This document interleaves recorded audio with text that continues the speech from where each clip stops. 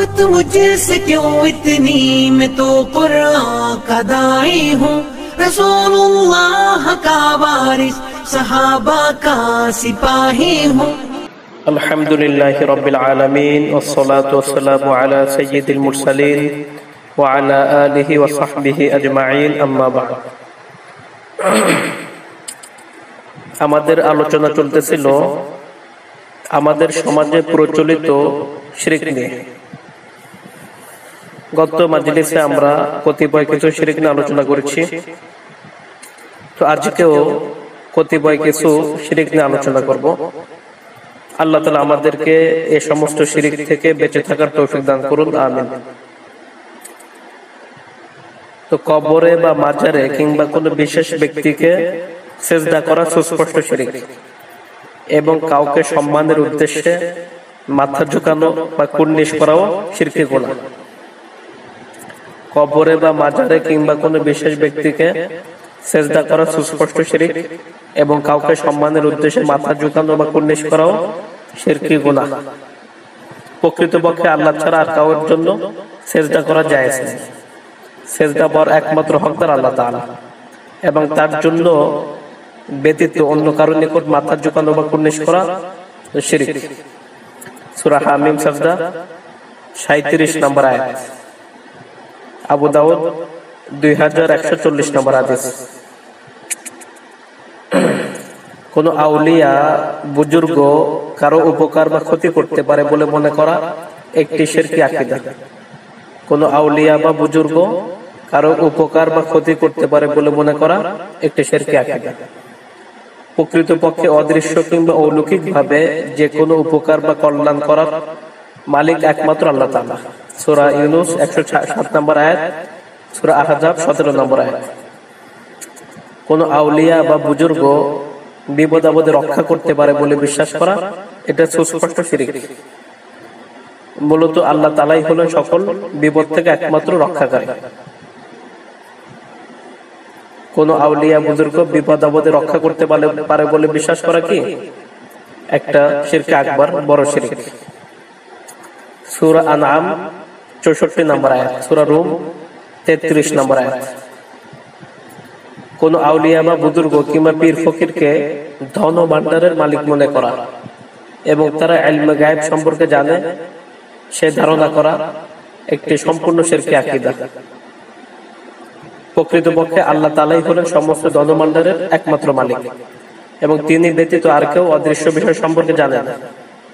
সূরা মুনাফিকুন 7 নম্বর আয়াত, সূরা মুহাম্মদ 38 নম্বর আয়াত, সূরা আনআম 59 নম্বর আয়াত, সূরা নামল 65 নম্বর আয়াত, এগুলো পড়তে পারেন।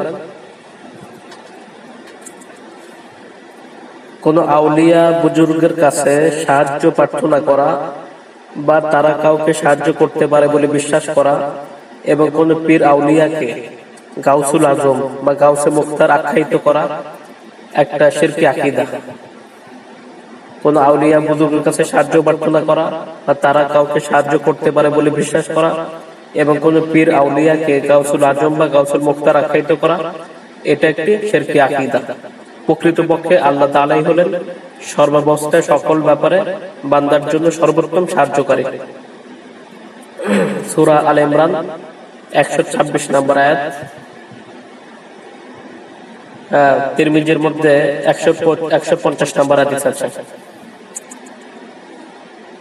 কোন আউলিয়া বা বুজুর্গ কিংবা কোন পীর ফকির কোন নিঃসন্তানকে সন্তান অথবা ছেলের স্থলে মেয়ে বা মেয়ের স্থলে ছেলে দিতে পারে বলে বিশ্বাস করা এটা বড় শিরক। প্রকৃতপক্ষে এই ক্ষমতা একমাত্র আল্লাহ তাআলা। সূরা শূরা 49 থেকে 50 নম্বর আয়াত। আয় বরকত বেশি হবে এবং বিপদ আপদ থেকে নিরাপদ থাকবে এ নিয়তে কোন পীর আউলিয়ার নামে মান্যত করা কিংবা কোন পীর আউলিয়ার নামে কোন প্রতিষ্ঠান করা কিংবা কোন দোকান অথবা যানবাহনের নামকরণ করা এটা একটা সুস্পষ্ট শিরক। প্রকৃতপক্ষে আয় বরকত কম বেশি এটা আল্লাহর হুকুমে হয়, এটা আল্লাহর হুকুমে হয়, কারো ওয়াসিলায় নয়। আর বিপদ আপদে রক্ষাকারী বা আশ্রয়দাতা হলেন একমাত্র আল্লাহ তাআলা। সূরা রাদ 26 নম্বর আয়াত, সূরা জুমআ 11 নম্বর আয়াত, সূরা মুমিনুন 88 নম্বর আয়াত। একমাত্র আল্লাহ তাআলার নাম ব্যতীত, একমাত্র আল্লাহ তাআলার নামে ব্যতীত কোন আউলিয়া বুজুর্গের নামে কিংবা কোন দরগা বা মাজারের নামে মান্যত মানা, এটাও কি শিরকে আকবার, বড় শিরক। কোন পীর বুজুর্গের পরিত্যক্ত কোন বস্তুতে বরকত আছে বলে মনে করা এবং তাকে চুমু দেওয়া এবং ওই পীর বুজুর্গকে ভালোবাসার নিদর্শন বলা, এটাও একটা শিরক।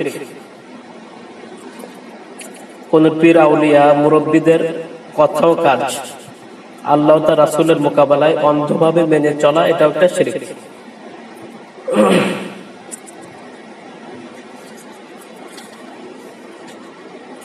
রাসূল করিম সাল্লাল্লাহু আলাইহি ওয়াসাল্লামকে সৃষ্টিগতভাবে আল্লাহ তাআলারই নূরের অংশ বলে ধারণা করা একটা সুস্পষ্টভাবে শিরক। কারণ রাসূল করিম সাল্লাল্লাহু আলাইহি ওয়াসাল্লাম আল্লাহ তাআলারই সৃষ্ট এবং তারই হেদায়েতের নূর বা আলো। সৃষ্টিগতভাবে তার সৃষ্টির সূত্র ছিল আদম আলাইহিস সালাম, অর্থাৎ তিনিও হযরত আদমের সন্তান। আর আদম আলাইহিস সালামকে আল্লাহ তাআলা মাটি থেকে সৃষ্টি করেছেন। সুতরাং সমস্ত আদম সন্তান বা সকল মানুষের সৃষ্টির উৎস মাটি, কোন নবী বা রাসূলের ব্যতিক্রম নন। সূরা তাহা ৫৫ নম্বর আয়াত, হামিম সাজদা ৬ নম্বর আয়াত, সূরা নূর ১৭ থেকে ১৮ নম্বর আয়াত। রাসূল করিম সাল্লাল্লাহু আলাইহি ওয়াসাল্লাম ইলমে গায়েব বা অদৃশ্য বিষয় সম্পর্কে জানতেন মনে করা, এটা সুস্পষ্ট শিরক। প্রকৃতপক্ষে আল্লাহ তাআলা ছাড়া গায়েবের বিষয় কেউ জানতে পারে না, রাসূল সাল্লাল্লাহু আলাইহি ওয়াসাল্লাম তাও জানতেন না। রাসূল করিম সাল্লাল্লাহু আলাইহি ওয়াসাল্লামকে হাজির নাজির বলে বিশ্বাস করা, অর্থাৎ রাসূল করিম সাল্লাল্লাহু আলাইহি ওয়াসাল্লাম সর্বত্র বিরাজমান, তিনি আসতে পারেন, সবকিছু দেখেন, সবকিছু শোনেন, এই সমস্ত বিশ্বাস করা সম্পূর্ণরূপে শিরকে আকীদা। আল্লাহ ব্যতীত অনুপস্থিত কাউকে ইয়া বলে স্মরণ করে সম্বোধন করা, যেমন ইয়া রাসূলুল্লাহ, সালাতুন ইয়া রাসূলুল্লাহ।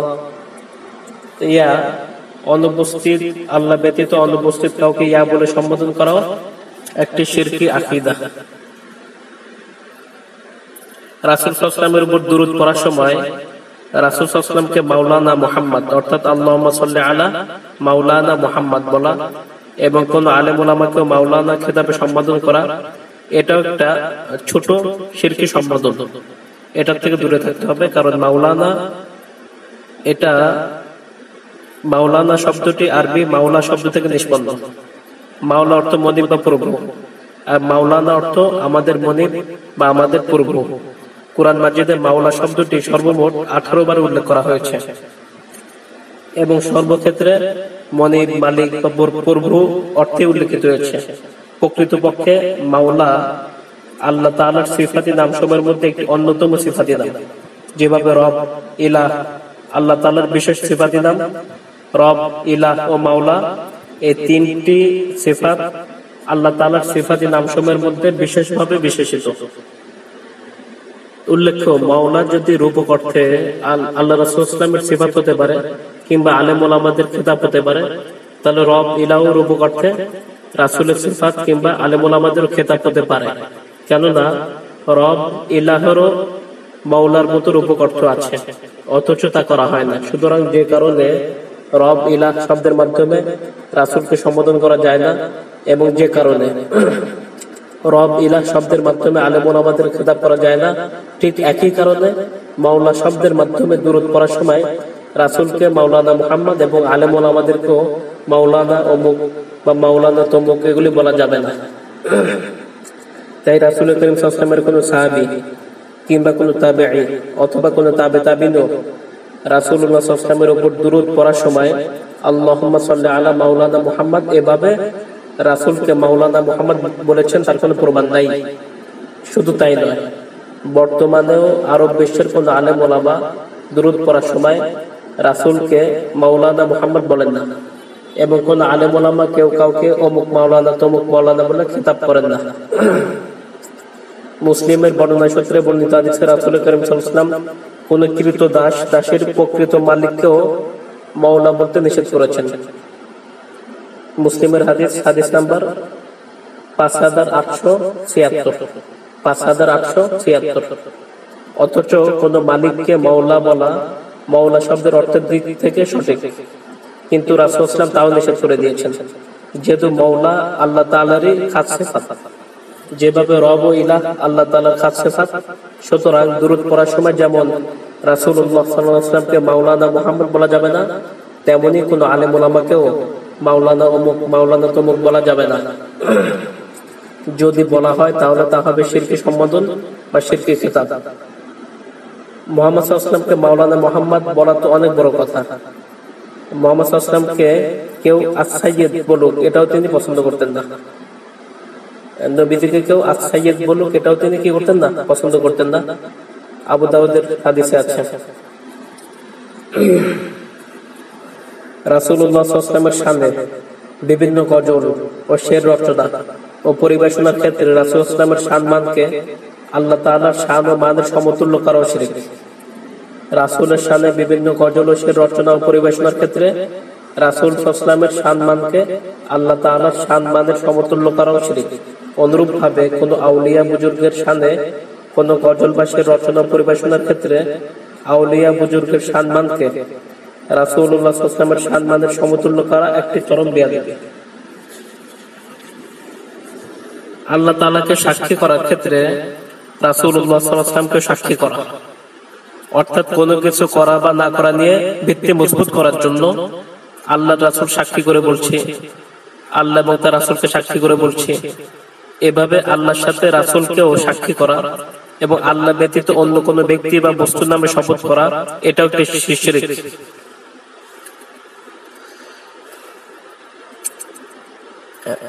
সূরা আবু দাউদ হাদিস নাম্বার 3252।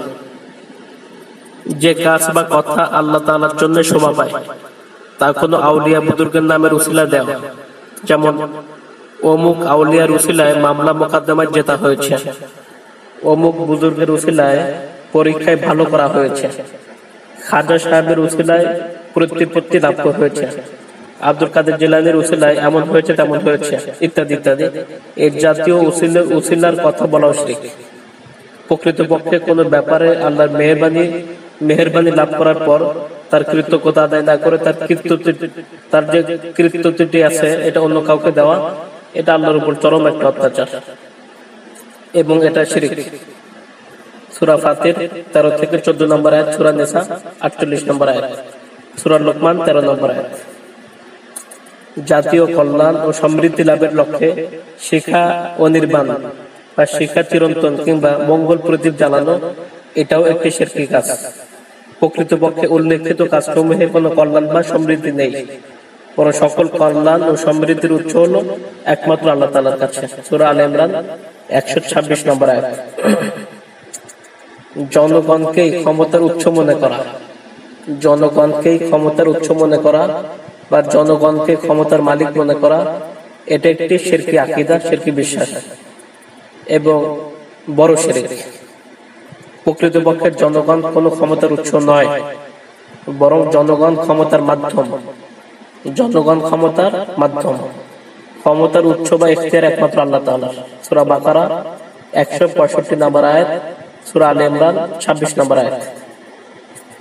মানুষের জন্য আল্লাহর বিধানের পরিবর্তে মানুষই তার বিধান রচনা করা, মানুষের জন্য আল্লাহর বিধানের পরিবর্তে মানুষই তার বিধান রচনা করা, এটা একটি শিরক এবং বড় শিরক। প্রকৃতপক্ষে মানুষের সৃষ্টিকর্তা যিনি, তিনিই তার বিধানদাতা। আল্লাহর বিধান যে বিষয় বিদ্যমান সেই বিষয়ে আর কেউ কোনো বিধান রচনা করতে পারে না, তো এটা শিরকি আকীদা। সূরা আরাফ 54 নম্বর আয়াত, সূরা আনআম 57 নম্বর আয়াত। তাবিজ তোমার এবং কবজ বাঁধা শিরক। কোন শিশু বা সন্তানকে মানুষের কুদৃষ্টি থেকে বাঁচাবার জন্য হাতে বা গলায় যা ঝুলানো হয় তা কিংবা কোনো রোগ ব্যাধি থেকে বাঁচাবার লক্ষ্যে যে তাবিজ ব্যবহার করা হয় তা অথবা যে বস্তুর উপর শরীরের ভালো মন্দ এবং জীবনের কল্যাণ অকল্যাণ নির্ভরশীল, যেমন বিভিন্ন ফকির তাবিজ, খাজা জুমেরি দরবারের লাল কিংবা সাদা কালো সুতা হাতে বাঁধা, সাদা কালো সুতা হাতে বাঁধা দরবারি তাবিজ, বড় হুজুর বা ছোট হুজুরের তাবিজ, ইমাম সাহেবের তাবিজ, পীরের তাবিজ, অষ্টধাতুর আংটি, বিভিন্ন পাথরের আংটি, এসব বস্তুর উপর নির্ভরশীল আকীদার বিশ্বাস শিরক। এসব বস্তুর উপর নির্ভরশীল আকীদার বিশ্বাস শিরক। আবু দাউদ 3883 নম্বর হাদিস। তবে সহিহ হাদিসে বর্ণিত কোরআন মাজিদের আয়াত বা সূরা দিয়ে অথবা শিরক মুক্ত কোনো শব্দ বা বাক্যের মাধ্যমে কোনো আরোগ্য লাভের লক্ষ্যে আল্লাহ তাআলার কাছে আশ্রয় চেয়ে সীমিত পর্যায়ে ঝাড়ফুঁক করা বৈধ। সীমিত পর্যায়ে ঝাড়ফুঁক করা বৈধ। বুখারী মুসলিমে আছে। লোক দেখানো সকল আমল ইবাদত শিরক, অর্থাৎ একমাত্র আল্লাহ তাআলার সন্তুষ্টি অর্জন ব্যতীত কারো বাহবা অর্জন বা কোনো সুনাম অর্জন কিংবা কাউকে খুশি করার লক্ষ্যে কোনো নামাজ, দোয়া পড়া, যাকাত দেয়া, দান খয়রাত করা, হজ করা, কুরবানি করা, সমাজের জন্য জনকল্যাণমূলক কাজ করা, এগুলি শিরকের অন্তর্ভুক্ত। মুসনাদ আহমদ 2430 নম্বর হাদিস। মুসনাদ আহমদ 2430 নম্বর হাদিস। কোথাও যাত্রাকালে শুভাশুভ বিশ্বাস করাও শিরক। কোথাও যাত্রাকালে শুভাশুভ বিশ্বাস করাও শিরক। ইসলামের আকীদা বিশ্বাসে অশুভ বলতে কিছু নাই। ইসলামের আকীদা বিশ্বাসে অশুভ বলতে কিছু নাই। আল্লাহ রাসূল সাল্লাল্লাহু আলাইহি ওয়াসাল্লাম অশুভ বিশ্বাসকে শিরক বলেছেন। আবু দাউদ 3910 নম্বর হাদিস। আবু দাউদ 3910 নম্বর হাদিস। তো আজকেও কতিপয় শিরক নিয়ে আলোচনা করলাম। আল্লাহ তাআলা আমাদের সবাইকে পরিপূর্ণরূপে শিরক থেকে বাঁচার তৌফিক দান করুন এবং শিরক মুক্ত তাওহীদ ঈমান এবং বেদাত মুক্ত সুন্নতি আমলের তৌফিক দান করুন এবং এই শিরক থেকে আমাদের সকলকে বাঁচার তৌফিক দান করুন। আমিন। আলহামদুলিল্লাহি রাব্বিল আলামিন।